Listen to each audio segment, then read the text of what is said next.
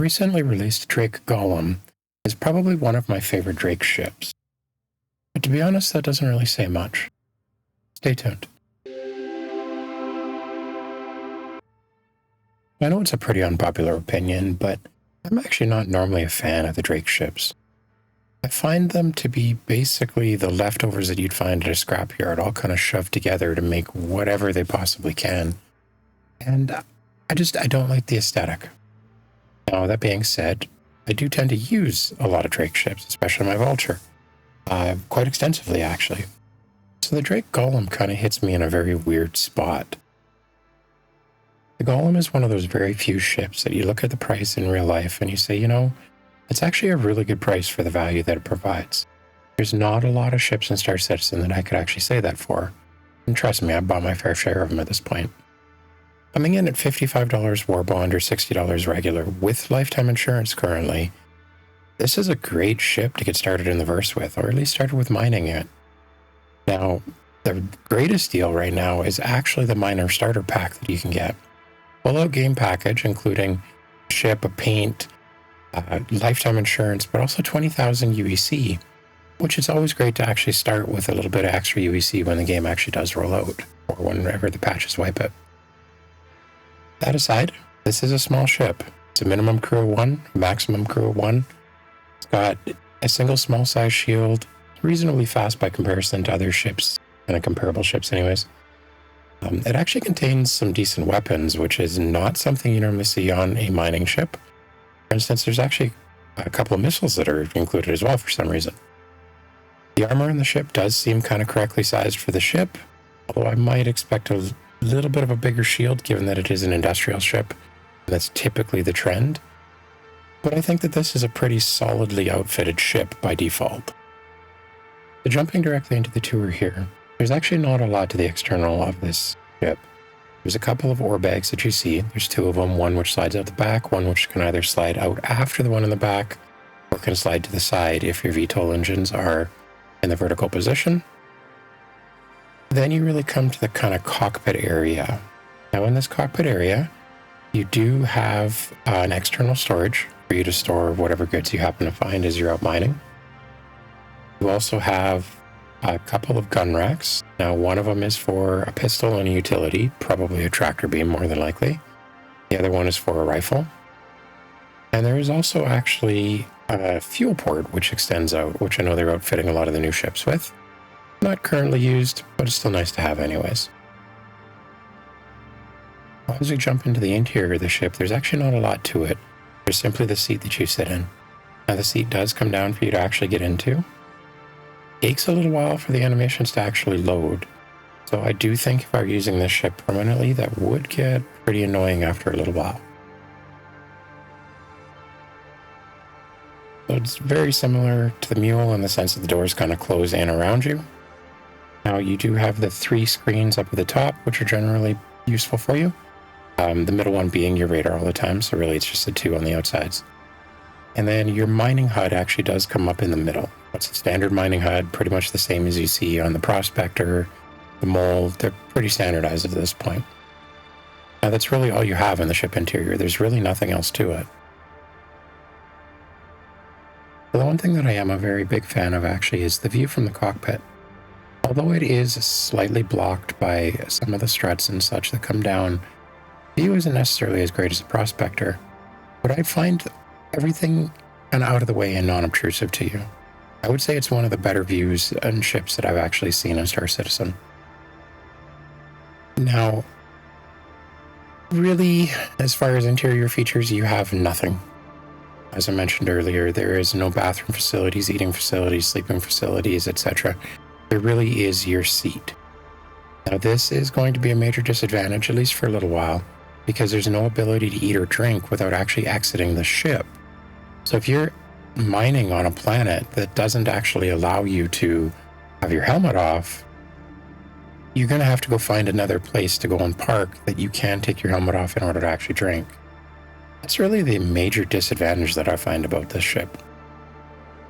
Now, stepping up into the performance category, it's actually got an SCM speed of 202, which is substantially higher than any other mining ship in the game right now by a minimum of 25%. The maneuverability is actually very good. I find that you can easily twist this thing around the different asteroids in an asteroid belt without really worrying about snagging your tail.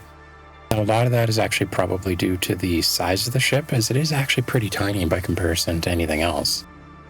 Now, it does have a cargo storage space of 32 SCU,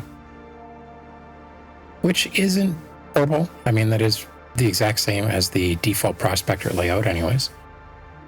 But from my extensive experience mining, you'll probably find that 32 SCU is not quite enough, but it's enough that you can actually go out for about half an hour, find a bunch of stuff close to a space station, and come back. It's not the kind of thing that you're going to want to make a long quantum for in your refinery and where you're actually mining. But again, given the scope of this ship being a starter ship, I think the 32 SCU is actually a nice size. Taking a look at the components, it's basically got a small one of everything. It has a small power plant, small cooler, small shield generator, quantum fuel tank. Now, in regards to the weapons, it has 2 size 1 weapons and 2 size 1 missiles. The only mining ship in the game that has missiles, so that is a little bit extra special. There is also a mining laser attached to the front of it, obviously. Now, you can't swap out the mining laser that's attached to the front of the Golem, which is a little bit of a disadvantage. But at the same time, you can still add modules and gadgets to really kind of give that customized feel of exactly how you want. There are actually 5 different liveries that are available with this ship right now. It launched with all 5 of them. And I think that's nice because it does give you some capability to customize a ship and make it your own without really making a super large investment. Now again, those liveries have to be purchased with real life money, but if you're really hung up on a certain color scheme like the white and the blue, I think that these are one of those things that are actually worth it. Moving into the economy of this ship, this is where things get really interesting. This is the cheapest industrial ship that you can actually get into when you consider mining and salvage. And I think it's a great deal for the money. So it offers a lot of money-making opportunity by being able to go out there and mine, and it's interesting gameplay. It's enough to keep you engaged for the longer haul to actually get you into something else if you want to change it out. Now, it's very cheap in the store by comparisons to the other ships. I wouldn't have been surprised if it came in at twice the price that it actually is today. Now, the cost to operate, it's very low. I mean, it's a very small ship. It's designed to be that starter ship. You're going to make some pretty good money off of it. Now, the one thing that is worth noting is that the goods still need to be refined in order to make your optimal profit. You don't have to refine everything, though. You can sell the ores directly, but you do get probably about double the payout if you refine it. So just keep that in mind if you are considering purchasing this ship. As we move over into the community feedback about the ship, it's actually kind of strange. When it was announced in the PTU, the reception was really, do we need another mining ship? How is this different from the Prospector? Why are they even introducing this? It wasn't super favorable. It wasn't until the Golem moved into the live version and people saw the price, and almost overnight, everybody shifted their opinions to saying this is a great deal, definitely worth it, I love this ship. It just goes to show you how much that price actually does influence people's opinion of it. Moving over into my personal opinion of this ship. So again, as a solo player, I typically like these kinds of ships because I can kind of go out and just relax at the end of the day doing something like mining. Now, this is actually one of the ships by Drake that I actually really like the way that it looks. You can tell whoever built and designed this really actually kind of cared about the detail. So you can see the places where the wires are kind of hanging down, maybe they shouldn't be. And to me, this is really your stereotypical Drake ship where, as they mentioned in the Star Citizen video, it looks like Drake went to the scrapyard, threw together a bunch of components, and there's your mining ship. But it actually looks and feels like that. So one of my biggest beefs with a lot of the other mining ships, honestly, is that they feel like they're incomplete. They feel like there's gameplay missing. With the Golem, it doesn't feel that way. It feels like you get what you get. It is exactly what you're buying. You don't feel like you're getting shortchanged at all. Now, a couple of things that I didn't like about it. As you're actually mining, I find that the mining head being above you like that, I find it awkward. I wish that the focus point for the laser was actually a little bit further down, because to me it feels like the mining head is almost rubbing on the asteroid when you're mining. Yeah, it's a personal beef. I would probably get over it, honestly. but it's just one of those things that I don't really like about it. Now, the other thing that I found, and maybe it's just in my testing, maybe it's in 4.1, but I actually had a very hard time finding asteroids that I could actually break up, and especially ones that had anything of any real value. Now, I guess that is probably what's to be expected. It is a starter ship. Again, I would expect the Prospector or the Mole to be able to break up a lot more rocks, but I actually found it very restrictive.